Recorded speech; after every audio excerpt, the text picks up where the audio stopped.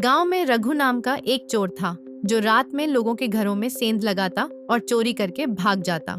उसने कभी मेहनत की परवाह नहीं की और हमेशा चाहता था कि उसे बिना किसी प्रयास के अधिक से अधिक धन मिले। दूसरी ओर मोहन एक नेक दिल और ईमानदार व्यक्ति था जो हर किसी की मदद के लिए तैयार रहता था। वह गरीबों को खाना खिलाता, बीमारों की सेवा करता और पशु पक्षियों की भी रक्षा करता। एक दिन रघु ने एक बड़े मंदिर की तिजोरी चुरा ली। वह जंगल से होकर गुजर रहा था, तभी उसे रास्ते में एक संदूक मिला जिसमें बहुत सारा सोना, चांदी और हीरे थे। वह खुशी से झूम उठा और सोचने लगा, वाह, मेरी किस्मत कितनी अच्छी है। मुझे बिना मेहनत के इतना धन मिल गया। अब मुझे जीवन में कभी मेहनत करने की जरूरत नहीं। उसी दिन मोहन खेतों की ओर जा रहा था कि उसने देखा एक गाय कीचड़ में फंसी हुई थी और जोर जोर से रंभा रही थी। वह वहां रुका और बिना समय गंवाए गाय को निकालने में लग गया। बड़ी मुश्किल से उसने पूरी ताकत लगाकर गाय को कीचड़ से बाहर निकाला, लेकिन जैसे ही गाय बाहर आई, मोहन खुद फिसलकर गिर गया और उसे गंभीर चोट लग गई। उसके घुटनों और हाथों से खून बहने लगा। मोहन कराहते हुए सोचने लगा, मैंने तो एक अच्छे काम के लिए मेहनत की, फिर भी मुझे ही चोट लगी, और उधर रघु जैसे चोर को इतना धन मिल गया। ये कैसा न्याय है भगवान। रात को जब मोहन सोया तो उसे एक स्वप्न आया। उसमें भगवान विष्णु प्रकट हुए।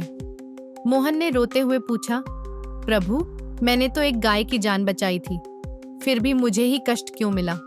और वह चोर जिसने दूसरों का धन चुराया, उसे सोने चांदी की थैली मिल गई। क्या दुनिया में अच्छे कर्मों का कोई मूल्य नहीं? भगवान मुस्कुराए और बोले, वत्स, तुमने जो देखा वह पूरा सच नहीं है। जिस दिन तुमने गाय की सहायता की, उसी दिन तुम्हारी मृत्यु निश्चित थी, लेकिन तुम्हारे उस पुण्य कर्म ने मृत्यु को टाल दिया और तुम्हें एक नया जीवन दिया। जो चोट तुम्हें लगी वह केवल एक छोटी सी पीड़ा थी, लेकिन तुम्हारे पुण्य के कारण तुम्हारी जान बच गई। मोहन हैरान रह गया और बोला, और रघु को इतना धन क्यों मिला प्रभु? भगवान गंभीर स्वर में बोले, रघु को जो धन मिला वह उसका दुर्भाग्य बनकर आया है। वह चोरी किए गए धन से और अधिक लालच में पड़कर गलत कार्य करेगा और यही उसका विनाश लाएगा। कुछ ही दिनों बाद राजा को पता चला कि उसके खजाने से धन चोरी हुआ है। सिपाहियों ने खोजबीन की और आखिरकार रघु पकड़ा गया।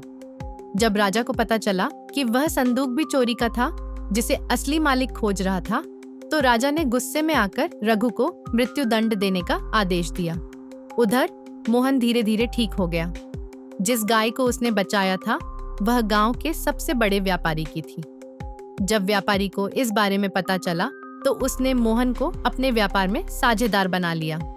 मोहन की ईमानदारी और मेहनत से व्यापार खूब फला फूला और वह धीरे धीरे गांव का सबसे सम्मानित व्यक्ति बन गया। कहानी की सीख, जो हमें नुकसान लगता है वह कभी कभी बड़े संकट से बचाने का जरिया होता है, और जो सुखद लगता है वह विनाश का कारण भी बन सकता है। इसलिए अच्छे कर्म करते रहना चाहिए, क्योंकि भगवान का न्याय अदृश्य रूप से चलता है।